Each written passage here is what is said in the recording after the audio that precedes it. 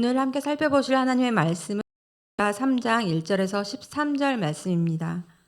에스라 3장 1절에서 13절 말씀, 제가 가진 성경으로는 구약 성경 714면쯤에 있습니다. 에스라 3장 1절에서 13절 말씀 다 찾으셨으면 한 절씩 교독하시고 마지막 절은 합독하겠습니다. 제가 먼저 1절 읽겠습니다.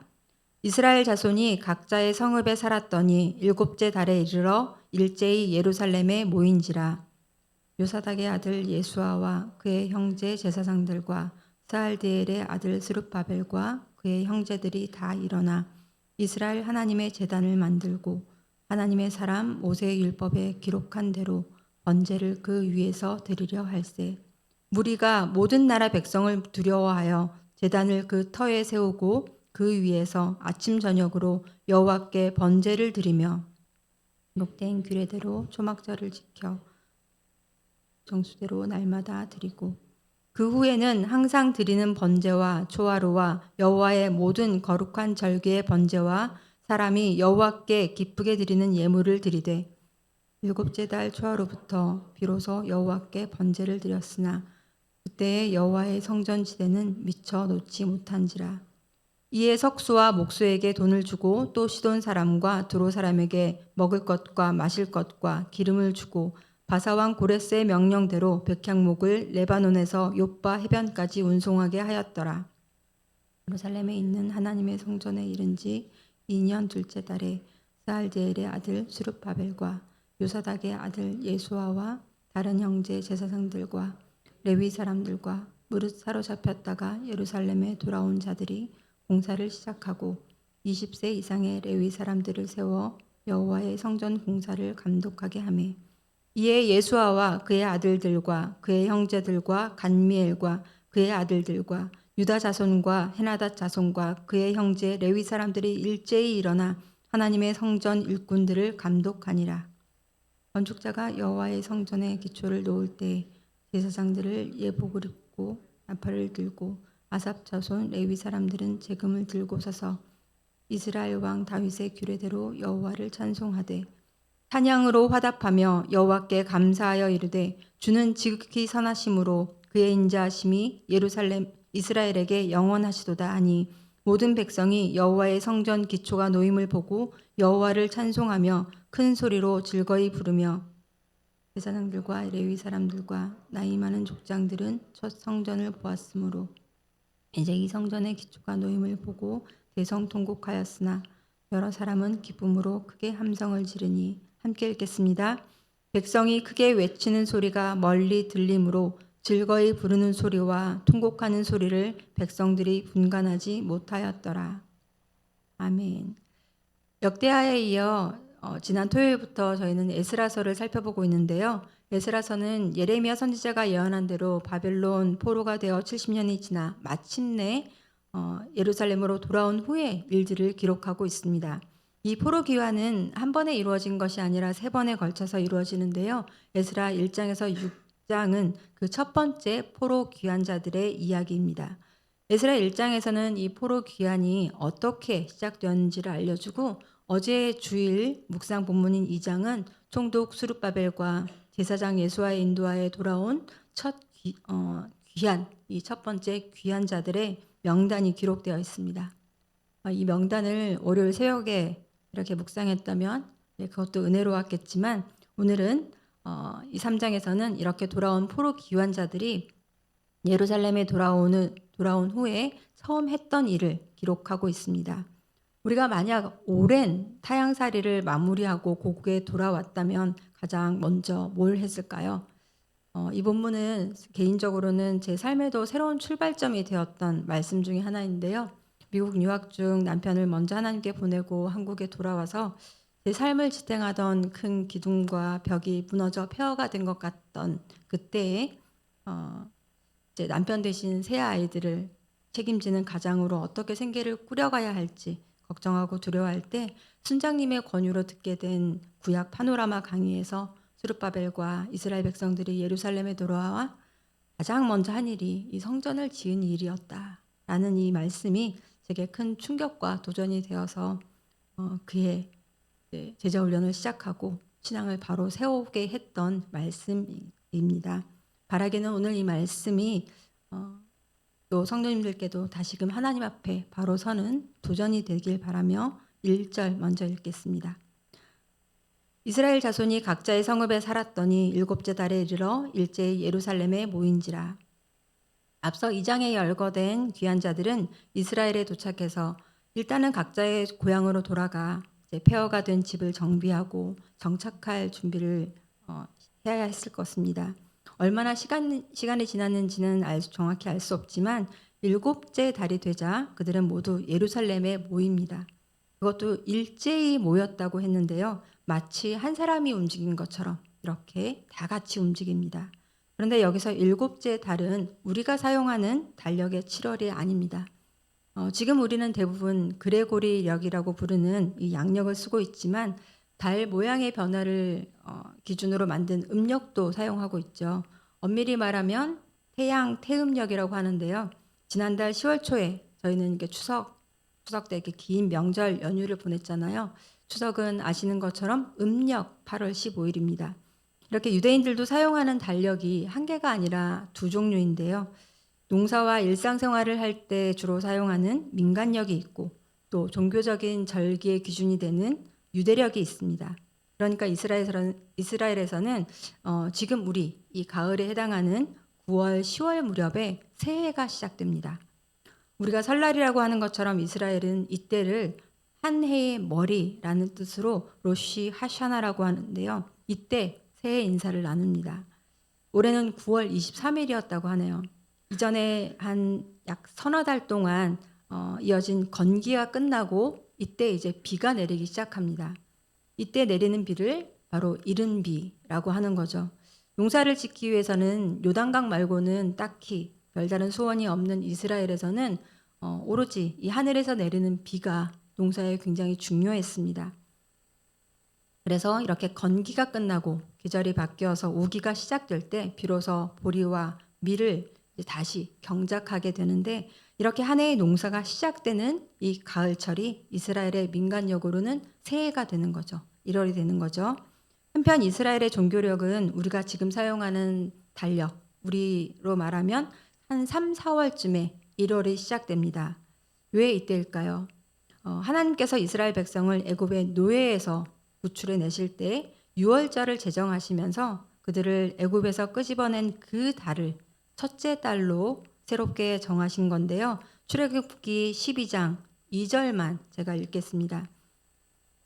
이 달을 너희에게 달의 시작 곧 해의 첫 달이 되게 하고 그리고 6월절이 어떻게 제정이 되는지를 말씀하시는데요.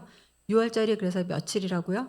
제가 파란색으로 표시를 해놨는데 이달 열 나은 날 1월 14일입니다. 이 6월절은 이스라엘이 이제 더 이상 애굽의 노예가 아니라는 공포입니다. 그들을 하나님의 거룩한 백성으로 삼으시고 왕 같은 제사장 나라로 이렇게 새롭게 시작하신 중요한 날이죠. 그래서 후에 이 6월절에 어린 양 되신 예수님이 6월절에 우리를 대신해서 십자가에 못 박혀 죽으시고 부활하시는데 그때가 바로 몇 월이죠? 우리로 말하면 3월, 4월경입니다. 저사랑교회가 처음 세워진 것도 부활절쯤이라고 알고 있는데요. 유대 종교력으로는 이때가 바로 새해의 시작 1월이 되는 겁니다. 그래서 좀 전에 읽은 오늘 본문 1절에서 포로 귀한 자들이 일제히 예루살렘에 모여든 일곱째 달은 바로 이렇게 3월부터 시작된 3, 4월부터 시작된 유대력의 일곱째 달입니다. 그리고 종교력의 일곱째 달은 바로 민간력으로 새해가 시작되는 달과 또한 일치합니다. 그래서 고향에 돌아온 그들이 새해가 시작되자 약속이나 한 듯이 예루살렘에 모여들기 시작한 겁니다. 오늘 본문 2절에서는 바벨론 포로 생활에서 돌아온 그들이 하나님께 제사를 드리기 위해서 새해 벽두부터 예루살렘에 모여 제단을 만들고 번제를 드렸다고 기록하고 있습니다.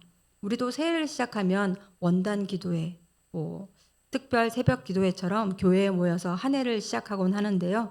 하지만 포로에서 돌아온 이들이 이렇게 일곱째 달에 일제히 예루살렘에 모여 제사를 드린 건 다만 그들의 경건한 동기에서 시작된 것은 아닙니다.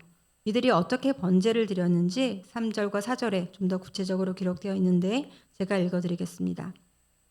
무리가 모든 나라 백성을 두려워하여 제단을 그 터에 세우고 그 위에서 아침 저녁으로 여호와께 번제를 드리며 기록된 규례대로 초막절을 지켜 번제를 매일 정수대로 날마다 드리고 돌 위에 돌 하나도 남김없이 무너뜨린 성전터만 남은 그곳에 제단만 겨우 쌓고 그 위에 아침 저녁으로 번제를 드렸답니다. 그뿐 아니라 초막절도 지킵니다. 초막절은 집 앞이나 광장 등에 임시 장막을 세우고 7일 동안 그 안에 머물면서 이스라엘이 가나안 땅에 들어오기까지 하나님께서 광야 가운데 베푸신 그 은혜를 기억하고 추수한 과실들을 나누며 기뻐하는 절기입니다. 마지막 추수를 하고 곡식을 저장한 후에 이 절기를 지키기 때문에 이 초막절은 또 수장절이라고도 하는데요. 레위기 23장과 민수기 29장에 자세히 기록하고 있습니다. 오늘은 시간 관계상 레위기 23장만 확인하는데요.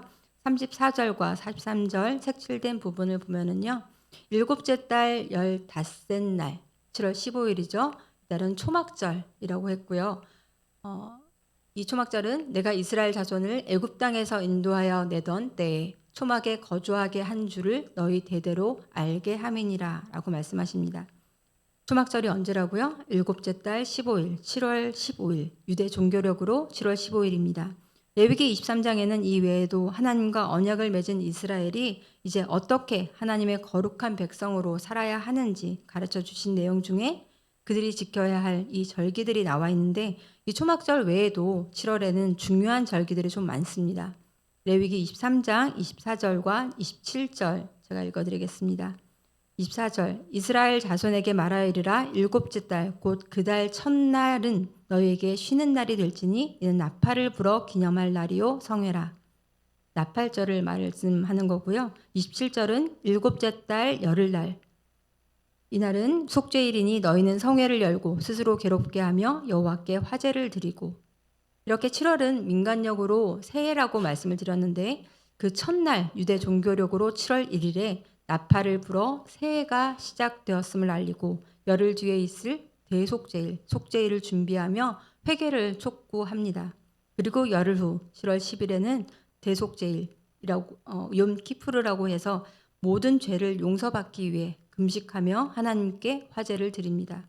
그리고 앞서 살펴본 것처럼 닷새 후인 7월 15일, 7월 15일에는 이제 초막절이죠. 이날부터 7일간은 축제 기간을 보내는 겁니다.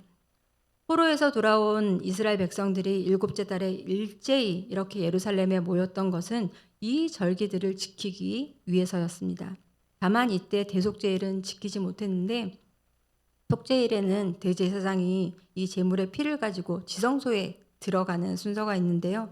성전이 파괴되었으니 지성소가 없었기 때문이죠. 맞습니다. 이렇게 제사를 드릴 수 있는 성전도 회파되어 있고 또 객관적인 환경과 상황은 이렇게 한가하게 예배를 드리고 있을 때가 아니었습니다. 하지만 그들도 아무 걱정 없이 예배를 드린 건 아니었습니다. 3절 확인합니다. 무리가 모든 나라 백성을 두려워하여 비록 고레스 왕의 칙령으로 여호와의 성전을 다시 짓기 위해 이곳 고국으로 돌아왔지만 이곳은 더 이상 예전에 유다 왕이 다스리던 땅이 아니었습니다. 오히려 고레스 왕이 있는 수도로부터 멀리 떨어져 있기 때문에 지방 토호 세력의 견제가 심하고 그들의 힘이 더 강하고 더 즉각적입니다. 그래서 절대 안심할 수 없고 결코 안전한 상황이 아니었습니다. 그러나 이들은 아침 저녁으로 번제를 드리고 솔로몬 이후로 지켰다는 그 기록이 없는 초막절까지 지킵니다. 왜 이렇게 열심일까요?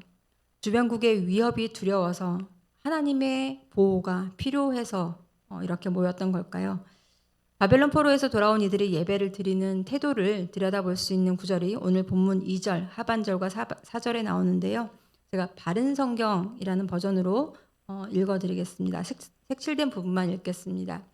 하나님의 사람 모세의 율법에 기록된 대로 4절에는 기록된 대로 초막절을 지키고 정해진 매일의 법규를 따라 날마다 규정된 수의 번제를 드렸으며 이렇게 그들은 율법에 기록된 대로 번제를 드리기 위해 제단을 쌓았고 기록된 대로 초막절을 지키고 정해진 법규를 따라 번제를 드립니다.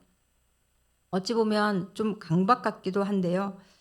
이들이 율법과 규례를 따라서 이렇게 예배를 드리는데 여기엔 이유가 있습니다. 그들이 바벨론 포로로 잡혀간 이유와 관련이 있는데 지난달에 저희가 살펴본 역대하 36장 15절과 17절 제가 읽어드리겠습니다.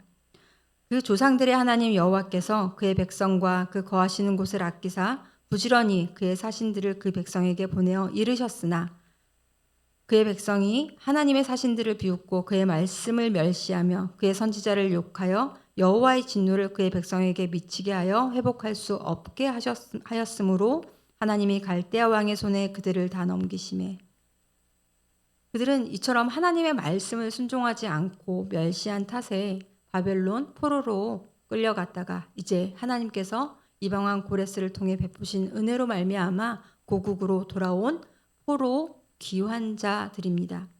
이들은 편하게 잘 먹고 잘 살기 위해서 고향으로 돌아온 게 아니라 오직 하나 성전을 다시 짓기 위해서 돌아왔습니다. 성전은 왜 짓는 거죠? 여호와 하나님께 제사 드리기 위해서. 그 거룩한 하나님을 만나고 그 하나님을 예배하기 위해서입니다. 그 주위 민족들이 무서워서 하나님 좀 도와주세요 하고 매달렸다기보다는 주변 민족들의 위협에도 불구하고 그들을 위협하는 주위 민족들보다 더 두려운 하나님 앞에 이제 제대로 엎드린 겁니다. 그 말씀에 순종하기로 한 거죠. 바른 성경 5절 말씀 제가 읽어드리겠습니다. 그 후에는 정규적으로 드리는 번제와 초하루와 여호와의 모든 거룩한 절기의 번제와 여호와께 대한 자원 예물을 기쁘게 드렸다. 규례대로 하지 않으면, 이 말씀대로 하지 않으면 다시 포로로 끌려갈까봐 벌 받을 것 같아서가 아니라 포로 생활에서 돌아와 고국에서 새로운 한 해를 시작할 수 있도록 그들을 돌이키시고 회복시켜 주신 하나님께 마땅한 감사의 예배를 드린 겁니다. 그리고 그들은 이듬해 2월부터 성전 건물을 짓기 시작합니다. 석수와 목수를 모으고 마치 예전 솔로몬이 그랬던 것처럼 시돈과 두로 사람들을 통해서 백향목을 가져오고 성전을 세우기 시작합니다. 성전이 없어서 예배를 드리지 못한 것이 아니라 예배하기 위해서 무너진 성전을 다시 세웁니다. 그들은 몸만 돌아온 것이 아니라 이제야 참으로 하나님을 예배하는 하나님의 거룩한 백성의 삶을 다시 시작하는 겁니다. 우리 가운데 그렇게 이 예배가 무너져 있을 때가 참 많습니다. 우리가 살다 보면 이 예배보다는 우리가 우리의 생계를 걱정하고 우리가 하는 일들을 걱정하고 거기에 집중하느라 사실 예배를 제대로 드리지 못할 때가 참 많은데요. 하지만 이 예배가 바로 잡으면 신기하게도 모든 삶이 다르게 정리되는 것을 많이 봅니다. 우리 가운데 이 예배가 무너져 있는 분들이 있다면 오늘이라는 이 새로운 한날을 허락하신 하나님께 합당한 예배를 드리기 원합니다. 이번 주 교회에 와서 예배에 참석했느냐 안 했느냐 이런 행위로서의 예배가 아니라 2달도 채 남지 않은 올해 우리의 삶이 이렇게 흐트러져 있다면 마땅히 두어야 할 자리인 그 중심에 주님을 두고 또 삶을 재정비하는 이 시간이 되기 원합니다. 그럴 때 다른 모든 문제도 제자리를 잡고 또 해결되는, 회복되는 은혜의 시간이 되길 바라며 말씀을 가지고 또 기도하겠습니다. 시편 16편 11절 말씀인데요. 주께서 생명의 길을 내게 보이시리니 주의 앞에는 충만한 기쁨이 있고 주의 오른쪽에는 영원한 즐거움이 있나이다. 율법은 우리를 항상 두렵게 만듭니다. 지키지 않으면 어떻게 될까 봐. 하지만 우리는 은혜로 다시 하나님의 백성 된 자들입니다. 거기에는 기쁨이 있습니다. 거기에는 영원한 즐거움이 있습니다. 그래서 우리는 예배하고 하나님께 더 가까이 나아가려고 합니다. 그 생명의 주님이신 주님이 우리의 주인이 되시고 또 우리의 온전한 예배의 대상이 될 때 우리가 하나님을 가장 즐거워하고 가장 기뻐하고 그 하나님을 그렇게 갈망할 때 삶의 모든 것이 제자리를 찾게 됩니다. 흐트러진 우리의 삶을 다시 재정비하고 주님이 주시는 그 기쁨을 갈망하며 또 함께 맛보고 누리는 우리 교회가 되기를 원합니다. 여호와를 힘써 알자라고 시작했던 이 한 해가 어느덧 이제 2살도 채 남지 않았습니다. 예배 리뉴얼을 하고 우리가 올해를 정신없이 달려왔는데 우리의 예배가 정말 제대로 정돈되길 원합니다. 하나님께 바로 제자리를 찾고 정돈되는 우리 더사랑교회가 될 수 있도록 우리 함께 기도하겠습니다. 살아계신 아버지 하나님 감사합니다. 주님만이 우리의 생명의 주인이시며 창조주이시며 우리의 구원주이심을 살아계신 하나님의 아들이심을 아버지 하나님 우리가 고백하는 우리가 되길 원합니다. 주님 그렇게 우리의 삶이 올바른 중심을 잡고 기준을 잡고 주님 우리의 삶이 모두 제자리를 찾아가기 원합니다. 제자리에 있지 않은 것 그것을 불의라고 하셨습니다. 그것을 부정이라고 하셨습니다. 아버지 하나님 아무리 우리의 또 진심과 우리의 노력과 또 우리의 의의가 있더라도 주님 어떤 것도 주님을 앞서지 못합니다. 주님이 우리의 삶의 중심이 되어 주십시오. 우리의 예배하는 대상이 오직 하나님임을 주님 알게 하시고 그 하나님을 예배하는 우리가 되게 하여 주시옵소서. 그 중심이 바로 잡을 때 모든 우리 흐트러진 삶이 주님 제자리를 잡는 줄 믿습니다. 주님 그 기준을 바로 잡는 오늘이 되게 하여 주시옵소서. 2025년도 이제 얼마 남지 않았는데 주님 우리가 정말 열심히 살아왔기 때문에 오히려 그 중심을 벗어나 있고 틀어져 있는 것은 없는지 바라보게 하시고 주님 앞에 다시 나아와 주님 앞에 엎드리기 원합니다. 아버지 그 중심을 찾는 이 2025년 남은 기간이 될 수 있도록 우리를 도와주시고 주님 그 하나님을 온전히 만나고 제대로 만나고 인격적으로 만나는 우리 시간들이 될 수 있도록 도와주시옵소서. 계속해서 우리 공동체를 위해서 기도합니다. 온전한 예배 회복을 통해서 하나님과 함께 기뻐하고 또 한 영혼을 기뻐하는 더사랑교회가 될 수 있도록 신앙의 중심을 바로 찾는 우리 교회가 될 수 있도록 기도해 주시고 또 새생명 축제를 통해서 하나님께 나온 태신자들 어제도 여러분들이 오셨고 또 그분들 중엔 새가족 강의를 또 시작하신 분들도 있는데요.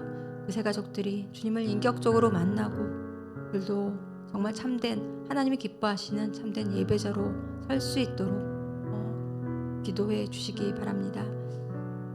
또한 여전히 수술을 앞두고 또 치료 중에 있어서 우리와 함께 예배드리지 못하는 우리 환우들과 또 입시를 준비하느라 여념없는 우리 자녀들 그리고 삶의 여러 어려운 상황에서 갈피를 잡지 못하는 우리 성도들이 있는데 그들 모두에게 주님의 은혜의 얼굴을 비춰주시옵소서. 그 우리의 삶의 중심에 주님을 다시 놓고 그렇게 예배자로 살아갈 수 있도록 우리의 모든 삶의 기회들을 통해서 주님께 나아갈 수 있도록 우리 공동체를 위해서 기도해 주시고 또 개인적으로 가지고 나오신 기도 제목 하나님께 올려드리고 돌아가시면 되겠습니다. 함께 기도하겠습니다. 하나님을 기뻐하고 또 한 영혼을 기뻐하자라는 슬로건으로 주님 이 학기를 시작하였습니다. 주님 하나님을 기뻐한다는 것 그것이 무엇인지 또 한 영혼을 기뻐하는 것이 무엇인지 다시금 되돌아보는 시기입니다. 아버지 하나님 무엇보다도 우리가 예배해야 할 하나님을 바라보고 또 그 한 영혼 한 영혼이 주님 그저 우리가 감정적으로 기뻐하는 것 그 이상으로 하나님을 기뻐하고 그 영혼들이 하나님의 예배자로, 하나님을 예배하는 자로 바로 세워지는 것을 보고 기뻐하는 우리가 되게 하여 주시옵소서. 우리와 우리 자신과 또 내 옆에 사람들이 그렇게 예배자로 세워지는 것을 함께 기뻐하는 우리가 되게 하여 주시옵소서. 그렇게 노력하는 우리 교회가 되게 하여 주시옵소서. 지난주 있었던 새생명 축제에 이어서 또 다음 세대 새생명 축제가 있었고, 주님 이 시간들을 통해서 또 보내주신 영혼들이 있습니다. 주님 그 태신자들과 우리 마음속에 품은 태신자들과 또 이렇게 새롭게 새가족 강의를 시작한 덕분에 또 새가족들과 함께 주님 우리가 하나님 앞에 나아가기 원합니다. 그들의 손을 잡고 우리 하나님이 얼마나 인자하신 분인지, 얼마나 선하신 분인지, 얼마나 신실하신 분인지, 무엇보다도 그들이 우리의 생명의 주인이시고 이 세상을 다스리는 창조주이시오, 구원주이시오, 우리의 하나님이심을, 우리의 왕이심을 주님 그들이 알게 하고 또 그 하나님을 함께 예배하도록 주님 우리가 우리의 마음과 또 힘을 다해 주님 함께 예배하고 나아가기 원합니다. 아버지 하나님, 새가족광야에 주님의 기름 부으심이 있길 원합니다.